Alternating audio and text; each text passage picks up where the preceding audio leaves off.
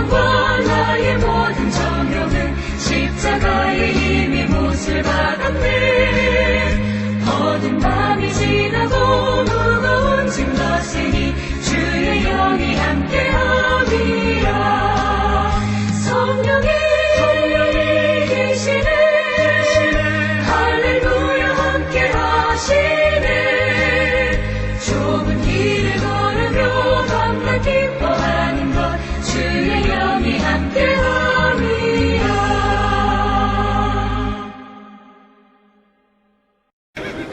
바울이 아덴에서 그들을 기다리다가 그 성에 우상이 가득한 것을 보고 마음에 격분하여 회당에서는 유대인과 경건한 사람들과 또 장터에서는 날마다 만나는 사람들과 변론하니 어떤 에피쿠로스와 스토아 철학자들도 바울과 쟁론할세. 이 말쟁이가 무슨 말을 하고자 하느냐? 이방신들을 전하는 사람인가 보다. 이는 바울이 예수와 부활을 전하기 때문이러라.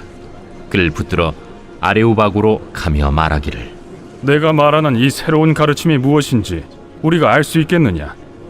내가 어떤 이상한 것을 우리 귀에 들려주니 그 무슨 뜻인지 알고자 하노라. 하니 모든 아덴 사람과 거기서 나그네 된 외국인들이 가장 새로운 것을 말하고 듣는 것 이외에는 달리 시간을 쓰지 않음이더라. 바울이 아레오바구 가운데 서서 말하되, 아덴 사람들아, 너희를 보니 범사에 종교심이 많도다. 내가 두루 다니며 너희가 위하는 것들을 보다가 알지 못하는 신에게라고 새긴 단도 보았으니, 그런즉 너희가 알지 못하고 위하는 그것을 내가 너희에게 알게 하리라. 우주와 그 가운데 있는 만물을 지으신 하나님께서는 천지의 주제시니 손으로 지은 전에 계시지 아니하시고 또 무엇이 부족한 것처럼 사람의 손으로 섬김을 받으시는 것이 아니니, 이는 만민에게 생명과 호흡과 만물을 친히 주시는 이심이라. 인류의 모든 족속을 한 혈통으로 만드사 온 땅에 살게 하시고 그들의 연대를 정하시며 거주의 경계를 한정하셨으니, 이는 사람으로 혹 하나님을 더듬어 찾아 발견하게 하려 하심이로되, 그는 우리 각 사람에게서 멀리 계시지 아니하도다. 우리가 그를 힘입어 살며 기동하며 존재하느니라. 너희 시인 중 어떤 사람들의 말과 같이 우리가 그의 소생이라 하니, 이와 같이 하나님의 소생이 되었은즉 하나님을 금이나 은이나 돌에다 사람의 기술과 고안으로 새긴 것들과 같이 여길 것이 아니니라. 알지 못하던 시대에는 하나님이 간과하셨거니와 이제는 어디든지 사람에게 다 명하사 회개하라 하셨으니, 이는 정하신 사람으로 하여금 천하를 공의로 심판할 날을 작정하시고 이에 그를 죽은 자 가운데서 다시 살리신 것으로 모든 사람에게 믿을 만한 증거를 주셨음이니라. 그들이 죽은 자의 부활을 듣고 어떤 사람은 조롱도 하고 어떤 사람은 이 일에 대하여 내 말을 다시 듣겠다. 이에 바울이 그들 가운데서 떠나매 몇 사람이 그를 가까이하여 믿으니, 그 중에는 아레오바구 관리 디오누시우와 다말이라 하는 여자와 또 다른 사람들도 있었더라.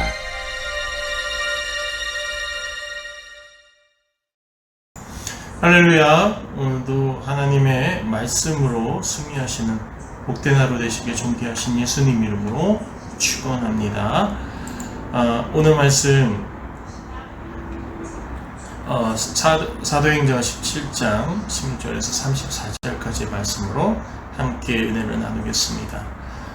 바울이 이제 베레아 사람들의 그 배려로 인해서 베레아에서 320km나 멀리 떨어진 여기 아덴으로 돼 있죠.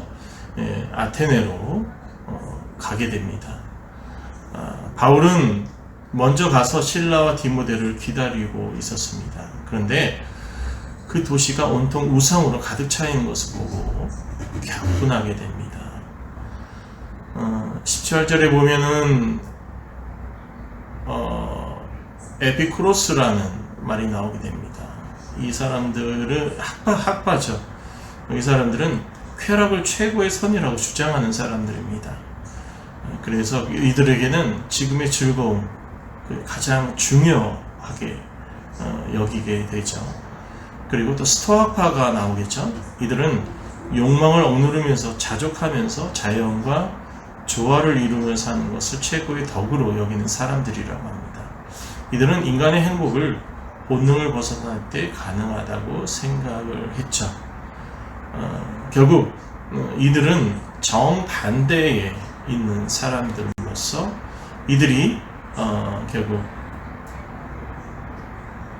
지금 바울과 서로 논쟁을 하고 있는 모습을 볼 수 있습니다. 당시 아테네는 파르테논 신전을 비롯한 수많은 이교도 사원들과 우상의 조각들이 질비해 있었다고 되어져 있다고 하는데, 이 아테네 사람들은 이것을 예술로 보고 있지만 바울은 이것을 우상으로 여기고 있습니다.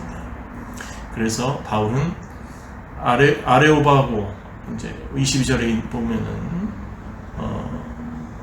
19절부터 19절 22절에 나와 있는 아레오바고 광장에서 이제 설교를 하게 되죠. 여기는 공적인 재판소이면서 공적인 집회소로 되어져 있습니다. 그래서 아레오바고 법정이라고도 부르기도 하고 마르스 언덕이라고 부르기도 합니다. 바울은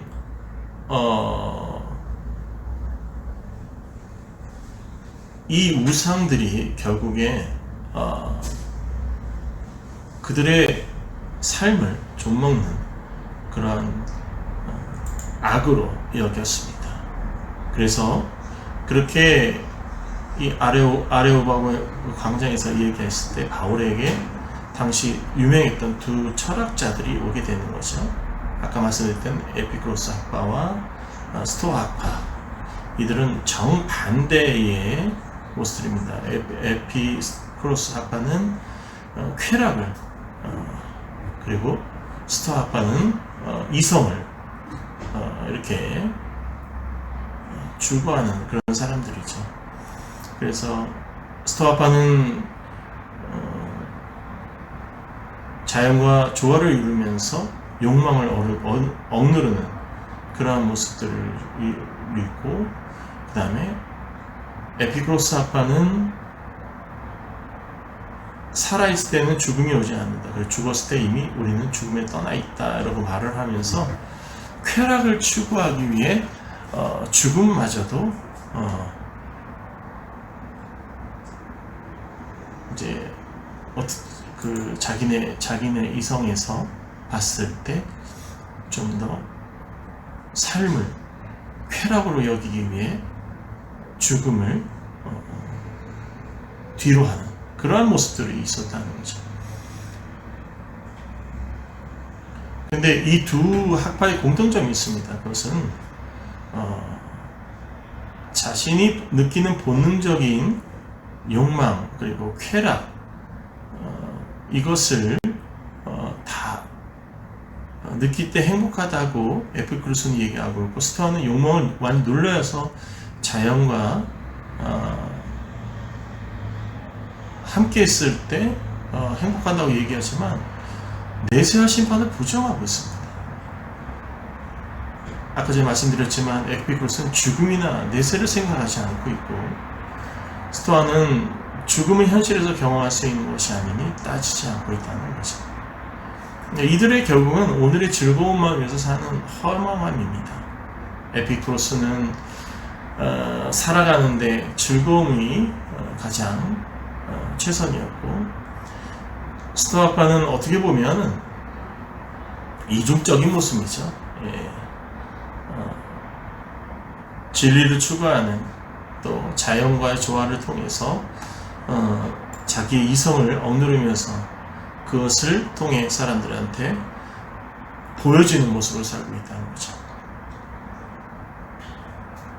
그래서 바울은 이들을 통해 전한 여러 가지 이야기들을 들으면서 결국 복음의 진리를 아레오바고 광장에서 설교를 하게 되죠. 그래서 아테네 아레오바고 광장에서 바울은 이렇게 설교를 합니다. 우주와 그 안에 있는 모든 것을 창조하신 하나님께서는 천지주제시니 사람이 손으로 지은 성전에는 계시지 않는다라고 이야기하는 거죠. 그들이 알고 있는 올림피아 신들은 항상 뭔가 부족합니다.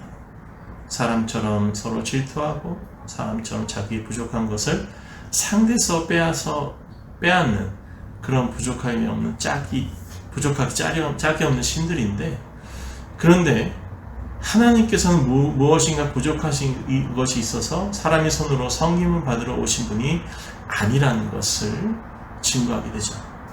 오히려 사람들에게 생명과 호흡과 만보를 주시는 분이다 라고 얘기하면서 하나님께서 우리에게 예배와 예물을 요구하시는 것은 하나님이 부족해서 하는 것이 아니라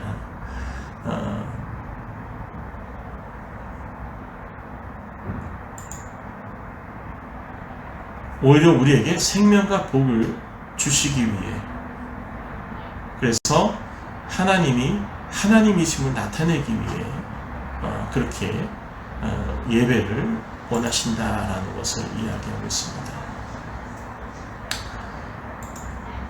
하나님께 예배하는 것은요, 내가 하나님께 뭔가 하는 것이 아닙니다. 하나님 계신 곳에 우리가 나아가는 것입니다. 하늘과 땅의 모든 것을 만드시고 주관하신 하나님이 무엇이 하시겠습니까? 그러나 우리가 하나님을 찾고 예배로서 나아갈 때 하나님께서는 그것을 기뻐하신다는 거죠. 그래서 우리는 예배하는 것, 특히 우리 오엔사운드 교회가 계속 예배로서 서 있는 것, 하나님께서 기뻐하신다는 것을 우리는 기억해야 됩니다. 하나님께서는 먼저 세상의 공의로 심판하신 날을 정해놓으셨다고 30절에 바울은 이야기하고 있죠. 그만큼 이미 정해진 날이 있습니다. 하나님 앞에 정해진 날이 있다는 거죠. 그것을 위해 우리는 회개해야 된다라고 바울은 이야기하고 있습니다. 예수님께서 다시 오셔서 세상을 심판하시기 전에 먼저 회개를 하고 하나님의 것으로, 하나님의 영으로 살아가야 된다라는 것을 이야기하고 있죠. 이 말을 들은 헬라인들은 사실 당시는 이성이 가장 중요했기 때문에 무엇을 이해하고 깨닫느냐가 중요할 뿐이지 자신들의 잘못을 회개하라는 이 말을 받아들이지 못합니다. 무엇보다도 그들은 부활이라는 말 때문에 실망을 하게 되죠. 헬라 철학에서 육신은 영혼의 감옥입니다. 그들은 영은 선한데 육은 약한 것으로 우리가 살아있는 동안에 영이 어쩔 수 없이 약한 육안에 갇혀있다라고 말을 하고 있죠. 상당히 많이 들은 말이죠. 지금도 그런 식으로 세상을 육과 영으로 나누는 그런 사람들이 있다는 거죠. 그래서 바울과 실라가 지금 전하는 이 복음을 자기들의 생각과 비슷한 것이 아닌가. 또 어떻게 보면 두 학파, 당시 그 가장 유명한 두 학파로 인해서 누구의 편을 들어주냐라는 그것을 기대한 모습으로 볼 수 있다는 겁니다. 하지만 그들의 이성, 그리고 그들이 갖고 있는 철학을 논할 수 있는 이 하나님의 말씀은 아니었다는 거죠. 그보다 더 위에 있는 말씀이었다는 거죠. 그러기에 그들은 더 이해하지 못했고 더 하나님의 그 말씀을 받아들이지 못하는 모습이 있었던 거죠. 그래서 바울은 그들이 알고 있는 시를 인용하며 설교를 합니다. 그들에게 말씀을 더 전하기 위해서 헬라 사람들의 고전까지 인용하면서 예수님의 말씀을 전했습니다만 그들은 받아들이지 않게 되죠. 그들의 이 바울의 설교를 듣고 믿기로 결심한 자들은 단 2명이 기록되고 있고 좀 몇 명 더 있다고 하지만, 그럼에도 불구하고 하나님의 복음이 크게 전파되지 않았던 것은 그들이 갖고 있는, 그들이 생각하고 믿고 있는 그런 철학의 중심이 너무 셌기 때문이죠. 하지만 바울의 아테네 전도는 결코 실패한 전도는 아니었습니다. 아테네에서 믿은 자 유일한 남자 디오누시오는 아테네 교회 초대 감독이 되었다가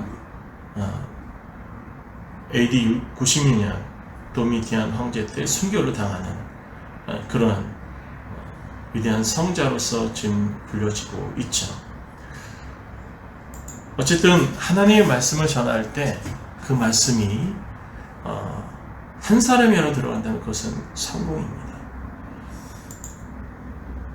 아테네에서 말씀이 전파될 수 있는 그런 가능성이 높지는 않았습니다. 그럼에도 불구하고 도전했고, 그리고 한 사람이 그야말로 하나님의 교회의 역사에 이름을 남기는 사람으로 되어졌다는 거죠. 말씀의 전도가 항상 성공하는 것은 아닙니다. 그러나 그 말씀을 통해 한 사람이라도 구원받을 수 있다는 것은 그 말씀을 통해서 그 사람의 영혼이 살아나는 것이기 때문에 하나님께서 무엇보다도 기뻐하실 것입니다. 그러기에 우리는 말씀을 전하는데 주저함이 없어야 될 것입니다. 기도하겠습니다. 사랑과 은혜가 충만하신 하나님, 오늘 바울과 실라가 이제 아테네로 가서 말씀을 전한 모습을 봅니다. 무엇보다도 지식에 충만했던 그들에게 말씀을 전하는 것이 쉬운 일이 아니었지만, 그럼에도 끝까지 포기하지 않고 하나님 말씀을 전했습니다. 이 말씀을 통해 구원을 받은 사람이 몇 사람은 안 됐지만, 그러나 그들이 교회의 역사를 세우는 일에 큰 일을 행한 것을 봅니다. 우리들의 하나님의 말씀 전할 때 많은 사람이 전도되고 또 교회에 많은 사람이 있는 것이 중요하지 않다는 것을 봅니다. 말씀을 받아들이는 한 사람이라도 두 사람이라도 그 말씀이 삶의 중심이 된다면 그 역사를 뒤바꾸는 그런 중요한 인물이 된다는 것을 저희들은 바라봅니다. 언제나 말씀을 전하는데, 나타내는데 부족함이 없는 주의 종들이 되게 하여 주옵소서. 우리 주 예수 그리스도의 이름으로 기도합니다.